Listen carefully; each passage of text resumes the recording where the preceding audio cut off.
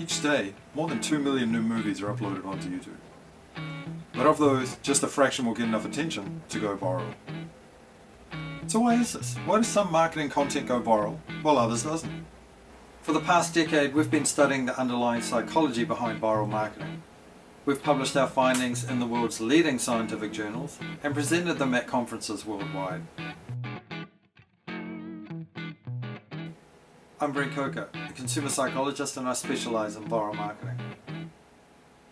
I live near Flemington in Melbourne, Flemington Racecourse, where they have the races. And every Friday night I take a walk down Racecourse Road because that's where all the restaurants are. I want to get some takeout usually.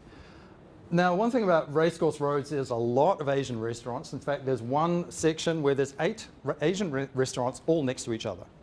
Because of the ethnicity of that area, most of them are usually empty, except for one, Laksa King. Now, if you want to get into Laksa King, you're looking at 1 hour wait. Easy. It's really hard to get into that restaurant. But I've been there. I've been living in that area for about 6 years now, and I've eaten from each one of those restaurants. And I can tell you that the food from each one of those restaurants is authentic and delicious. It's the same. So what is it about Laksa King that makes it much more popular than the other restaurants that are relatively empty? The answer might surprise you. Laksa King is the smallest restaurant, and that's the reason why it's the most popular. When you go into Laksa King, the tables are really tiny, the chairs are really small, and there's no room to wait inside. So there's a line that's publicly visible outside the restaurant constantly. So people like me who are new to the area, walking down Racecourse Road looking for a restaurant, that one's empty, that one's empty, that one's empty, that one's got a big line. Okay, now I don't mind waiting because that restaurant must have something going on that the others don't, so I line up. And in fact, this phenomenon is part of something much larger in psychology. And it's to do with how we make decisions. To minimize the risk of making decisions, we oftentimes base our decisions on what others are doing around us. Let me give you another example. When we're at the beach, we tend to swim where other people are swimming, even sometimes when it's not between the flags.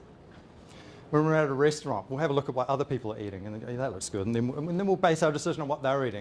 I did a great little field experiment once. This is relevant for you guys. I heard that in some cultures, in fact, I think I experienced this once flying from Tajikistan or somewhere like that to India in my younger days, where when the plane lands, people clap by default. And I wanted to try that when I was in America. So I was presenting at a conference in St. Louis. I had to fly back to LA to catch the A380 back to Melbourne. And it was a hairy flight. We landed in LA, and it was pretty bumpy. And you know, when you land on one wheel, and then it's a bit screechy, and landed. And so I thought, I'm going to clap. So I started clapping, and the whole plane started clapping after I'd started clapping. So that's the same effect. We tend to copy one of those. So that was a win for me. Yeah. Great field experiment. Salespeople use this all the time, whether they know they're using it or not. It works like this. You walk into a shop, you're in for a new TV, you're standing in front of a wall of new TVs. Salesman's watching you. Now, if he's clever, the first thing he wants to find out is which exact TV do you want? Once he's identified that, then the game begins. So he'll come up to you, probably won't put his arm around you, but he'll be like, she's a beauty, isn't she? In fact, I sold 2 of those this morning. It's a very popular model. I think there's only one left in the back. And in fact, just before I was talking to you, there was another guy who was interested in buying this. So if you want it, you better be quick. Now, the thing is, obviously he's stretching the truth a little bit, but we know this strategy, this social proof, what others are people are doing around us, works in terms of influencing our decision. You see, we want to minimize the risk of failure in a way. We want to minimize the risk that we've made a poor choice in our purchase decision, so we tend to look at what other people are doing. I got a call one day from a woman from an advertising agency in Sydney, and she had a new client who had just developed a new underwear brand. And she had paid their advertising agency a lot of money to develop something that would go viral, and they took on the job. She called me up in a panic because it had been up for 2 months and it was going nowhere. It had 400 views. It started out okay. It was one of these apps where you upload a photo of yourself, or you take a photo of yourself, and that gets included into one of the characters' faces, so you become one of the characters in the story. So on paper, it looked like it would work. The problem was it was using provocative imagery, and in fact it was using sex to sell something. So if you were a man, then you'd get seduced by a beautiful woman. If you're a woman, you'd get seduced by a sexy man, and so on. Now the problem with this is that it ignores how things go viral, and how things go viral is by people sharing. Old style way of marketing, sex sells, doesn't work when it comes to marketing. We don't want to feel like we're perverted by sharing something like this with people who know us, right? Unless you're 16 years old, then it doesn't matter. But generally, this strategy doesn't work. Now compare this with this.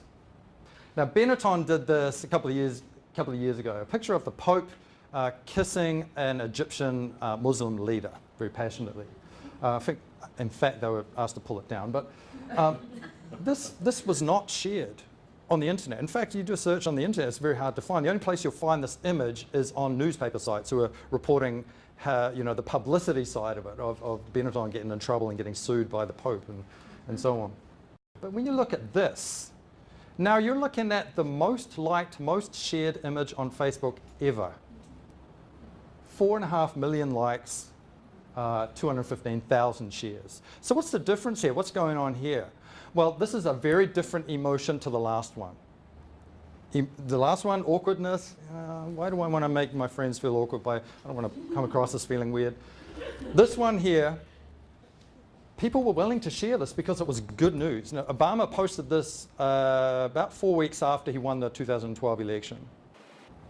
This was good news for people who had voted for Obama. This was the man who was going to lead them through the next 4 years of war and economic crisis. And here, Obama was showing people that he was a human. He was a person with emotion. He was not some sharp, crazy dictator who was going to, drive the economy down to the ground. And people responded to that. This was good news that people were motivated to want to share. This leads us to why people want to share stuff online. So there are three main reasons. The first reason is to make other people feel good. With our friends, why do we tell other people a joke? We want them to have a crack, laugh like we did. The other reason why people will tend to share content is to say something about their personality, to signal something about who they are. And the third reason why people share is because we like being liked. There's nothing like that feeling of posting something on Facebook, for example, getting 61 of your friends and networks to like it. It makes us feel good. And in fact, that's a selfish motive to want to share. We'll share stuff if we know that we can get some sort of social currency back. We want people to like us.